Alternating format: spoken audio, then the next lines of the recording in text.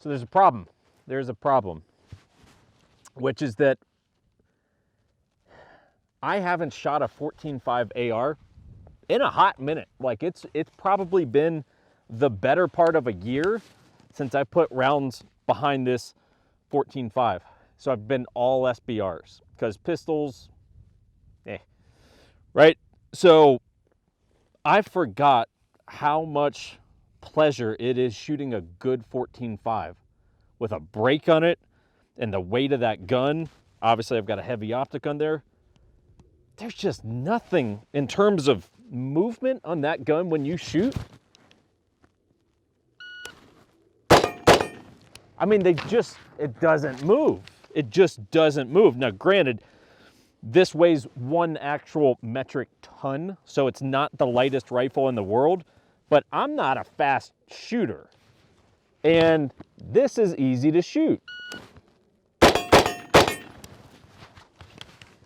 So now I'm conflicted, because recently we've been having conversations on if you could pick one rifle, what would you pick? And I've been kind of in the 11.5 boat, especially since I guess the USASOC report came out saying 11.5 is the shit.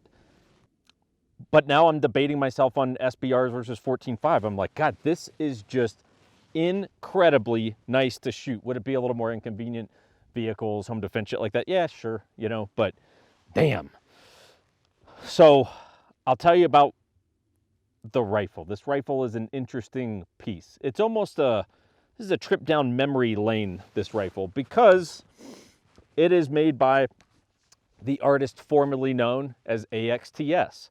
That's what I like to call them. You will know them as Radian Defense.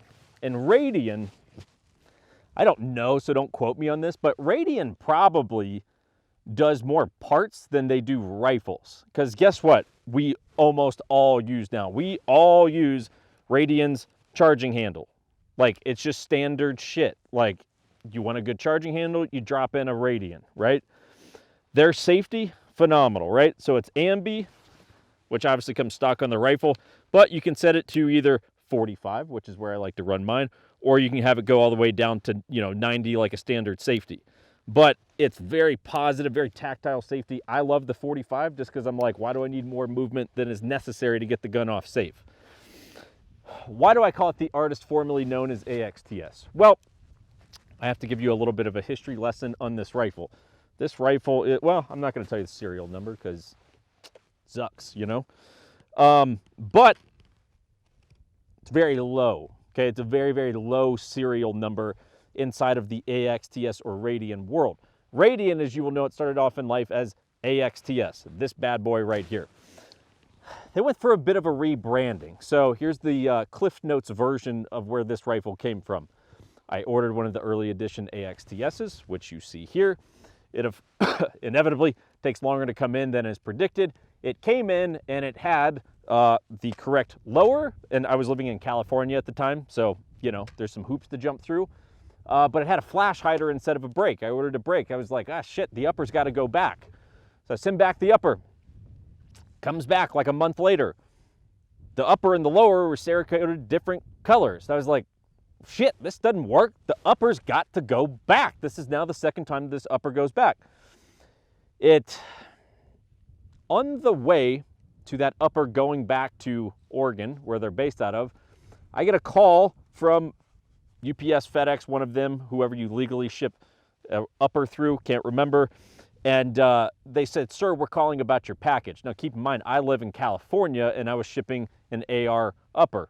Legal, but still, you get a little dicey in California. She goes, sir, I'm calling about your package. And I was like, go on. And she goes, sir, there was a street race on the freeway where the truck driver with your package was driving. I was like, okay. And she goes, basically Fast and the Furious style, there was a street race and the truck blew up on the side of the road.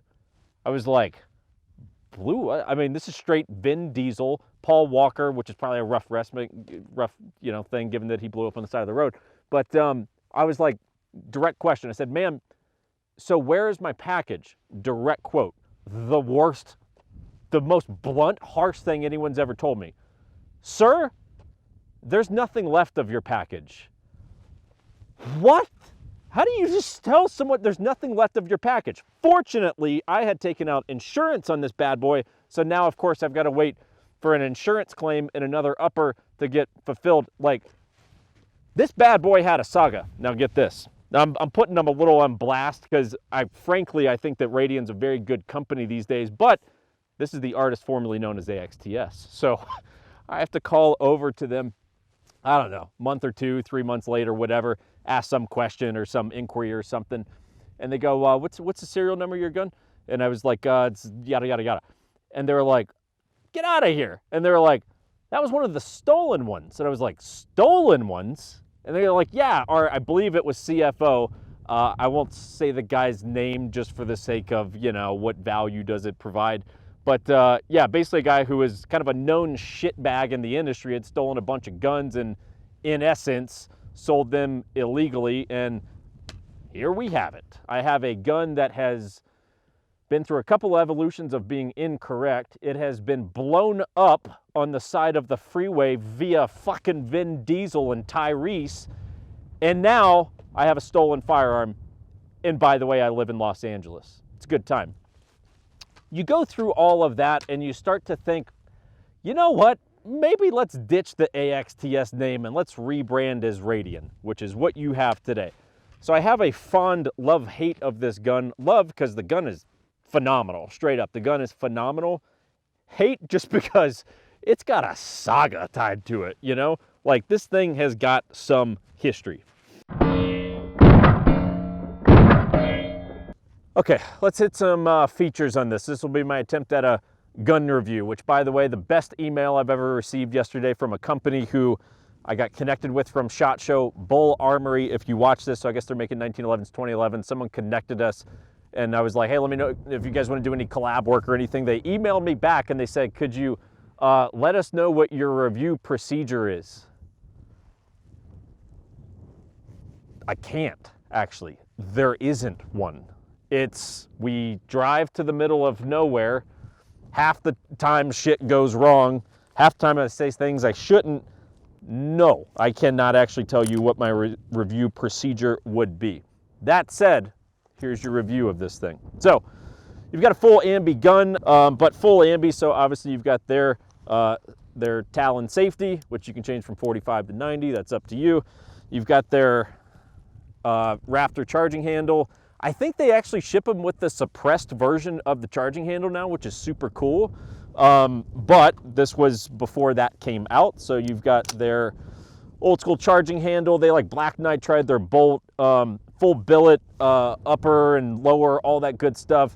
Thank you for M-Lock. This is pretty early, I think, in M-Lock days because people were still using that key mod bullshit and just Picatinny rails and all that. So it's heavy. That would be the biggest thing. The way that I originally really thought of AXTS was they were building very, very precision-oriented ARs. Okay, so it wasn't, you know, if you just look for those guns where it's like, look, it's just a good go beat it up gun. Look, these will take the beating, but really they were designed as like sub-MOA guns. So if you're looking for accuracy, these were really, really good guns. And when I say they're flat, I mean, look, this gun shoots flat, like really, really, really flat, okay? And it's still surprising to me because if you look at the AR trigger market, still Geisley's the king of the hill, and rightfully so. They make really, really awesome triggers. I think we'll all concede that. But these guys, let's just call them Radian for the sake of this since we've addressed the AXTS elephant. They use these AR gold triggers, and dude, it is crazy good. It is a really, really good trigger. Phenomenal trigger. I get it, Geisley, it's what everyone likes, cool. I love Geisley's, I've got Geisley's too.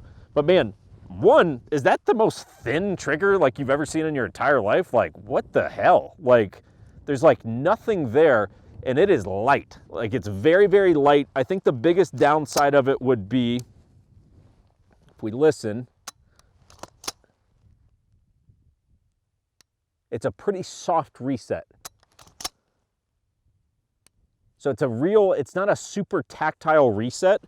And I've even been guilty of, you're running and you're like, oh, did my gun malfunction? And you're like, oh shit, it's so like light that like I actually didn't even hit the reset. I didn't reset the trigger. So that would be my only complaint with it. It's phenomenal to shoot awesome, especially on a precision level. I would say it probably better than a Geisley from a precision game, but the reset, not super, super tactile.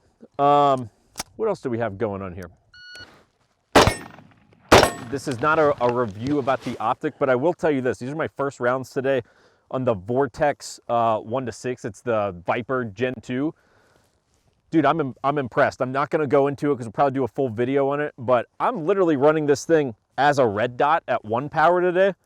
It's legit. It takes some getting used to, but FYI, does it make the gun heavier? Yeah, of course, but damn, it's a nice set. I mean, I don't think anyone's gonna watch this video and be like, oh, that's a shit setup. Say what you want about me. That's a nice gun though.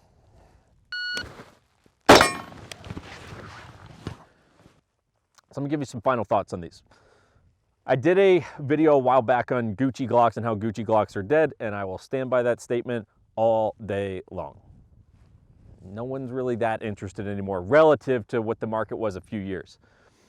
And most people probably look at this and go, that's a Gucci AR, and you say Gucci Glock sucks, so what about these? One, I'm not really saying Gucci Glocks suck. I think they're overrated and don't necessarily give you a whole lot of upside. And some ARs are just glorified parts builders. These guys actually do some innovative shit. If you look inside the AR space, look, it's a small list of people who really are doing R&D and innovation in making some of their own stuff. You know, most people, like I said, they're parts assemblers, and that's fine. You can get good rifles from that. But as I shoot this today, I was reminded of, man, that's a really good gun.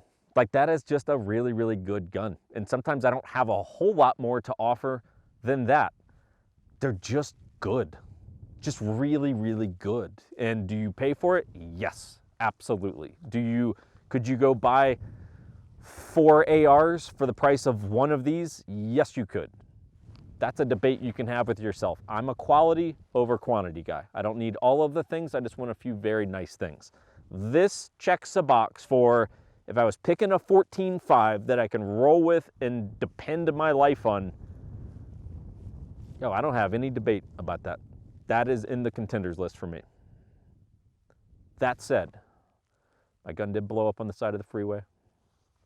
Fast and Furious, Vin Diesel, right? What's ludicrous, right? That was a bummer. We've come a long way. AXTS is over. Radian is running the ship these days. All right, kids. See you later.